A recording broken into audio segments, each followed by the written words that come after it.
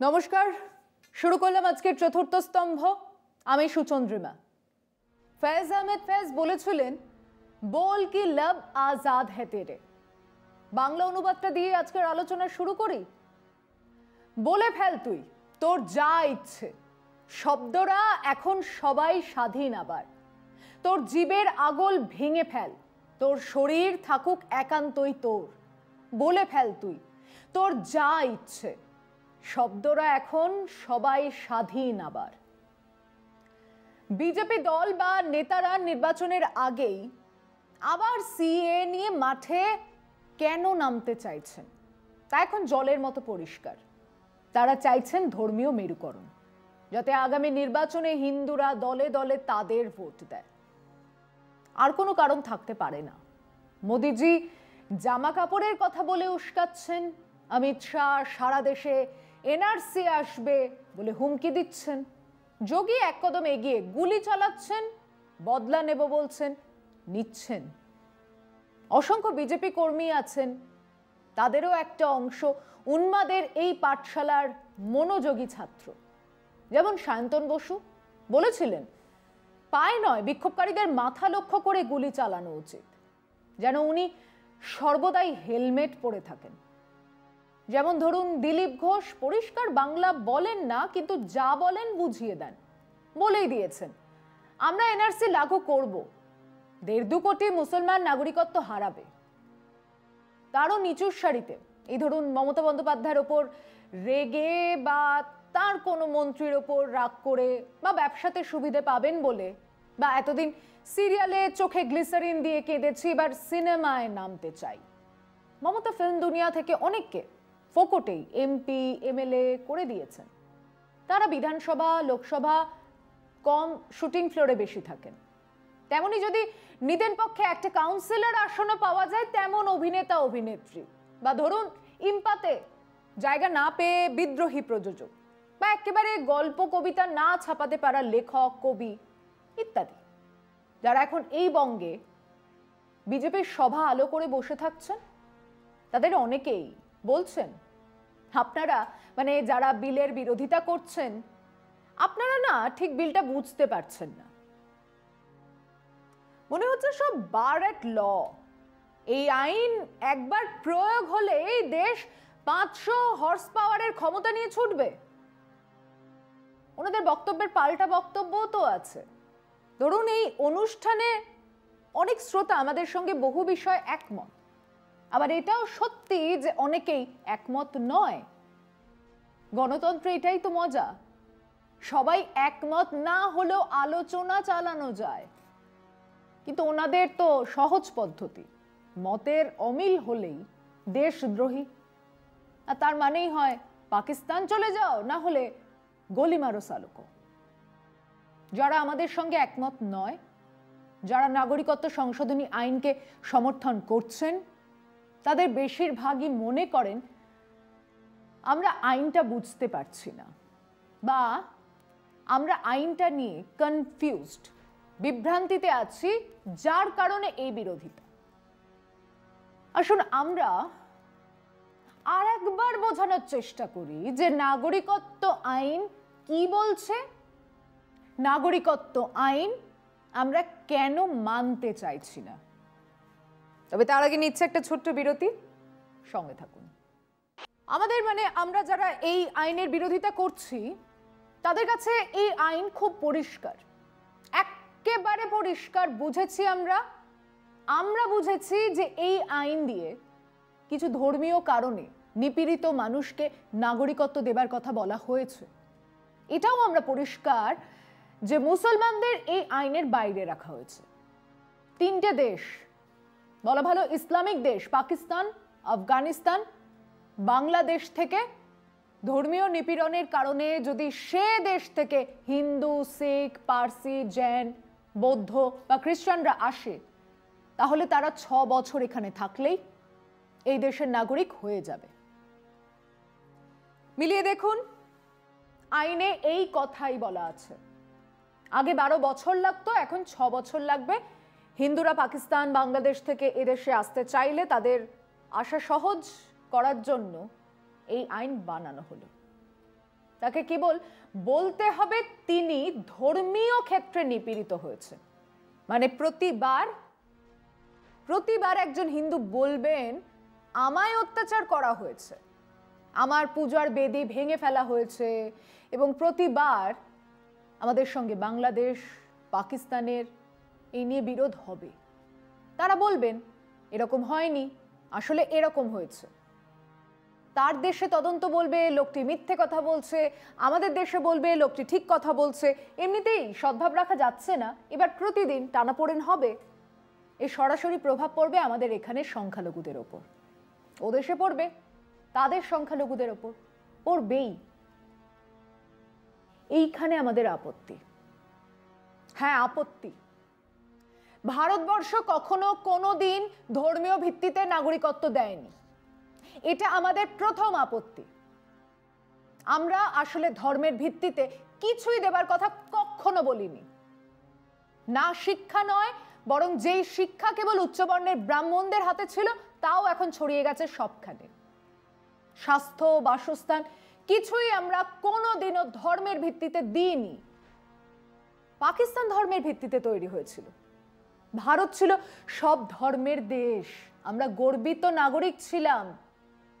ভারত হিন্দু রাষ্ট্র তৈরি করতে চায়নি, তাই আমরা ধর্মের ভিত্তিতে নাগরিকত্ব দেওয়া হবে এটা আমরা মানছি না। 1 নম্বর বিরোধিতার জায়গা। এবার 2 নম্বর বিরোধিতায় আসি। কেন কেবল বাংলাদেশ, পাকিস্তান, আফগানিস্তান? কেন মায়ানমার বা শ্রীলঙ্কা থেকে নয়? কেন আমরা এটা জানতে চাই যে কেবল ইসলামিক রাষ্ট্র থেকেই নিপীড়িত মানুষদের আমরা নাগরিকত্ব দিতে চাই? এটা আমার মাথায় ঢুকছে না। আর একটা বড় যুক্তি বা যা নাগরিকত্ব সংশোধনী আইনের সমর্থনে বলা হচ্ছে যে এনআরসি আর সিএ দুটো আলাদা বিষয়। আমরা নাকি দুটোকে একসঙ্গে টেনে এনে ব্যাপারটাকে গুলিয়ে দিচ্ছে, তাই নাকি? দেশের স্বরাষ্ট্রমন্ত্রী পরিষ্কার বলছেন, ক্রোনোলজিটা বুঝুন, প্রথমে সিএ, তারপর এনআরসি আসবে, এবং সারা দেশে এনআরসি হবে। আমি বলছি না, আমরা বলছি না, অমিত শাহ বলছেন। তার মানে প্রথমে সিএ আসবে, আফগানিস্তান, পাকিস্তান, বাংলাদেশ থেকে মুসলমান বাদে যারা ধর্মীয় নিপীড়নের কারণে আসবেন তাদের নাগরিকত্ব দেওয়া হবে। তারপর এনআরসি আসবে, যেখানে 130 কোটি ভারতবাসীকে প্রমাণ করতে হবে যে তারা নাগরিক। কি আইন! বাংলাদেশ থেকে, আফগানিস্তান থেকে, পাকিস্তান থেকে মানুষ আসবেন, তাদের নাগরিকত্ব দেওয়া হবে, আর দেশের মানুষকে প্রমাণ করতে হবে যে তারা নাগরিক। কেন আমাকে প্রমাণ করতে হবে যে আমি নাগরিক? তারপর আমার নাম খাতায় উঠবে, তার আগেই বিদেশিরা নাগরিক হয়ে গেছে। কেন আমি প্রমাণ করতে যাব যে আমি নাগরিক? আমার ভোটে নির্বাচিত সরকার আমি নাগরিক কিনা প্রমাণ করতে বলছে, এবং বলছে যে ভোটার কার্ড, আধার কার্ড এসব নাকি নাগরিকত্বের প্রমাণ নয়। তাহলে কার ভোটে আপনারা সরকার তৈরি করছেন? কারা আপনারা? একবার তথ্যের দিকে চোখ ফেরানো যাক। প্রথমবার যখন অসমে এনআরসি লাগু করা হলো, তখন এই রেজিস্ট্রারের বাইরে থেকে গেল 40 লক্ষের বেশি মানুষ। 40 লক্ষ, তারা অনুপ্রবেশকারী। কোর্ট বলল কি হচ্ছে কি? আবার দেখুন, 40 লক্ষ। সরকার বলল হুজুর দেখছি, সংখ্যা কমে দাঁড়ালো 19 লক্ষে। 40 থেকে 39 নয়, 38ও নয়, 19, অর্ধেকের কম। এটা হচ্ছে সরকারের প্রথম এনআরসি। একবার ভাবুন, ওই মানুষদের কথা যারা 40 লক্ষের লিস্টে ছিলেন, তাদেরকে যদি ডিটেনশন ক্যাম্পে পুরে দেওয়া হতো। একটা অপদার্থ প্রশাসন নিয়ে এরকম একটা কাজ করা যায়? এক দশমেই যদি এটা হয়, সারা দেশে কি হবে? এখনো কি মনে হচ্ছে যে আমরা বিষয়টাকে ঠিক করে বুঝে উঠতে পারছি না? সরকার জানে না যে এরকম একটা কাজ করার মতো পরিকাঠামো আমাদের নেই। একবার ভোটার কার্ডের দিকে তাকান, সেই কবে লাগু হয়েছে। কার্ডে নাম ভুল, বানান ভুল, ঠিকানা ভুল, বাবা মার নাম ভুল, পুরুষকে স্ত্রী, স্ত্রীকে পুরুষ, এ তো অহরহই দেখতে পাবেন। শের সিং লিঙ্গ মহিলা, তনিমা বিবি পুং। দেখেননি? আগে একটা পরিকাঠামো ঠিক হোক।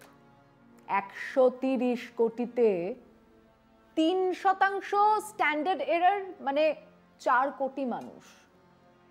টেকনিক্যাল ভুলের খাতিরে তারা ডিটেনশন ক্যাম্পে থাকবে। এর পরেও কি মনে হচ্ছে যে আমরা বিষয়টা ঠিক করে বুঝতে পারছি না? তাই জন্য আমরা বলছি এই আইন কালা আইন, এই আইন ফেরত নেওয়া হোক। এবং আরো একটা কথা, কেউ কেউ বলছেন গণতন্ত্রের সংখ্যাগরিষ্ঠতার তো একটা মানে আছে। একটা নির্বাচনে জেতা সরকার আইন পাস করতে পারবে না? সংখ্যাগরিষ্ঠ মানে ঠিক না? সবসময় ঠিক নয়। সতীদাহর পক্ষে সংখ্যাগরিষ্ঠ মানুষ ছিলেন, দাস ব্যবস্থার বিরুদ্ধে সংখ্যাগরিষ্ঠ মানুষ ছিলেন। মানে কেবল সংখ্যাগরিষ্ঠতাই মাপকাঠি হতে পারে না। লাগু করার কথা ভুলে যান। সম্ভব হলে আইন এক্ষুনি ফেরত নিন, এক্ষুনি। যদি তা না সম্ভব হয়, তাহলে যে কোনো দেশ থেকে নিপীড়িত যে কোনো মানুষ, ধর্ম, লিঙ্গ, জাত, ভাষা বা বাসস্থান নির্বিশেষে আমাদের দেশে আসতে পারেন।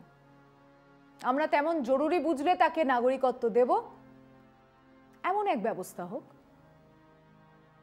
ফিরছি আলোচনা বিরতির পর, সঙ্গে থাকুন। সিএ রুল বুক এখনো তৈরি হয়নি, কিন্তু তাকে ঘুরপথে আনার চেষ্টাও চলছে। এনপিআর, ন্যাশনাল পপুলেশন রেজিস্টার, হলো এনআরসির প্রথম ধাপ। দর্শকদের আরেকটু খুলে বলি কেমন করে এনআরসি লাগু করার কথা এনারা ভাবছেন। এনপিআর এর আগে জানতে চাওয়া হতো আপনার নাম, ঠিকানা, কি করেন, শিক্ষাগত যোগ্যতা ইত্যাদি 16টা প্রশ্ন, যার সবটাই আপনার সম্বন্ধে। এবার সেটাকে পরিবর্তন করা হয়েছে। আপনার মোবাইল নাম্বার, পাসপোর্ট আছে কিনা, থাকলে নম্বর, আধার নম্বর, ইচ্ছে হলে দেবেন, প্যান নাম্বার, এবং সবচেয়ে গুরুত্বপূর্ণ তথ্য যা এবার চাওয়া হচ্ছে তা হলো আপনার বাবা মার জন্ম তারিখ এবং তারা কোথায় জন্মেছিলেন সেটা জানাতে হবে। এবার প্রশ্ন, এটা থেকে এনআরসিতে কি করে যাওয়া যাবে? খুব সোজা। এই তথ্যগুলো কিছু মানুষ বসে বিশ্লেষণ করবেন এবং এর মধ্যে থেকে ডাউটফুল ভোটার, সন্দেহজনক ভোটারের তালিকা তৈরি হবে। নানা রকমের গন্ডগোল বা দুর্নীতি সেখানে মনে হতে পারে। এক, বেশ কিছু মানুষের কাছে প্রয়োজনীয় কাগজ নেই, গরিব মানুষ, পড়াশোনা জানেন না, তারা এই তালিকায় পড়বে। দুই, যেভাবে এক শ্রেণীর আমলা, এক শ্রেণীর পুলিশ, বেশ কিছু মানুষ সংখ্যালঘুদের বিরোধী, তারা এই সুযোগ নিতে পারেন। তিন, প্রতিবাদী মানুষ, কথা বলা মানুষদের মুখ বন্ধ করার ব্যবস্থা হতেই পারে। সব মিলিয়ে ডি ভোটার, সন্দেহজনক ভোটারদের লিস্ট তৈরি হলো। এবার আপনার কাছ থেকে কাগজ চাওয়া হবে, তার ভিত্তিতে এনআরসি তৈরি হবে। সন্দেহজনক ভোটারদের সেই তালিকার বাইরে রাখা হবে। ফল, দুটো ফলাফল নিয়ে আমরা চিন্তিত। এক, সত্যি করেই কাগজ নেই বা ইচ্ছে করা যাদের হ্যারাস করার জন্য এই লিস্টে রাখা হলো, তাদের নাগরিক অধিকার ছিনিয়ে নেওয়া হবে। তারা সরকারি সুযোগ সুবিধা, আইনের সুরক্ষা দাবি করতে পারবে না, কারণ তারা রাষ্ট্রহীন মানুষ। এত মানুষ থাকবেন কোথায়, খাবেন কি? দুই, যে কোনো তথ্য সংকলনের একটা স্বাভাবিক ভ্রান্তির সম্ভাবনা, স্ট্যাটিস্টিক্যাল এরর থাকতেই পারে। তাই এসব ক্ষেত্রে আরো বেশি, কারণ প্রক্রিয়াটা ম্যানুয়াল এবং ব্যক্তি সিদ্ধান্তের উপর অনেকটা নির্ভরশীল। এই এরর বা ভ্রান্তি যদি 3% হয়, তাহলে 130 কোটি জনসংখ্যার 4 কোটি মানুষ বিনা দোষে এনআরসি লিস্টে চলে যাবেন। ভেবে দেখেছেন কোন সর্বনাশের দিকে ঠেলে দেওয়া হচ্ছে আমাদের? অথচ একটা জবাব দিন তো মোদিজি, এটা দরকার এখন কেন? ঠিক এই মুহূর্ত ধরে নিলাম 5 কোটি মানুষকে দেশ থেকে বের করে দিল, কোনো সুরাহা হবে? দারিদ্র কমবে? চাকরি পাবে বেকাররা? গত 45 বছরের মধ্যে সব থেকে বেশি বেকারি, জিডিপির হিসেব যা বলছে, বলা হচ্ছে আসলে যে আরো কম, সেটা মোদিজি বোঝেন, জানেন। মনের কথা একলাই বলেই যাচ্ছেন। মানুষকে রোজ রাস্তায় দাঁড় করানোটা ওনার প্রায় হবি হয়ে দাঁড়িয়েছে। কাগজ চাইছেন আমাদের কাছে, দেশের মানুষদের কাছে, যারা ফসল ফলায়, ঘাম ঝরায় মাঠে বন্দরে, তাদের কাছে। আপনার আছে কাগজ? হ্যাঁ। এবার প্রশ্ন, আপনার আছে কাগজ? কটা জন্মদিন আপনার? আমার দেশের প্রধান সেবকের পড়াশোনা কত দূর করেছেন? সে ডিগ্রি নিয়ে এত ধোঁয়াশা কেন? একজন প্যাথোলজিক্যাল লায়ার দেশের মানুষের কাছে কাগজ চায়, নাগরিকতার প্রমাণ চায়। দেব না কাগজ। ভালো করে শুনে রাখুন প্রধান সেবক, দেব না কাগজ, দেব না কাগজ, দেব না কাগজ। আমরাই যারা ফসল ফলাই, আমাদের ঘামে এ দেশ আমার, কলকারখানা, ক্ষেত ও খামার। দেব না কাগজ, দেব না কাগজ। আমরাই যারা হাতুড়ি পেটাই, এ দেশ আমার, আমাদের মাটি, আমরাই দেশ, আমরাই খাঁটি। দেব না কাগজ, দেব না কাগজ। দেশদ্রোহীদের চিহ্নিত করে, মুখোশগুলোকে দিয়ে ছিঁড়ে খুঁড়ে ভগৎ সিং এর স্বপ্নকে নিয়ে নতুন ভারত গড়ব। দেব না কাগজ, দেব না কাগজ। ধর্মের নামে মানুষকে ভাঙা, ভাইয়ের রক্তে হাতগুলো রাঙা, শয়তানদের চিনেছি, এবার শত্রু কারা যে বুঝেছি। দেব না কাগজ, দেব না কাগজ। একসাথে আজ শপথ নিলাম, শেষ লড়াইয়ের স্লোগান দিলাম। এবার লড়াই, মিছিল, আজকে নয়া দিন নিয়ে আসব।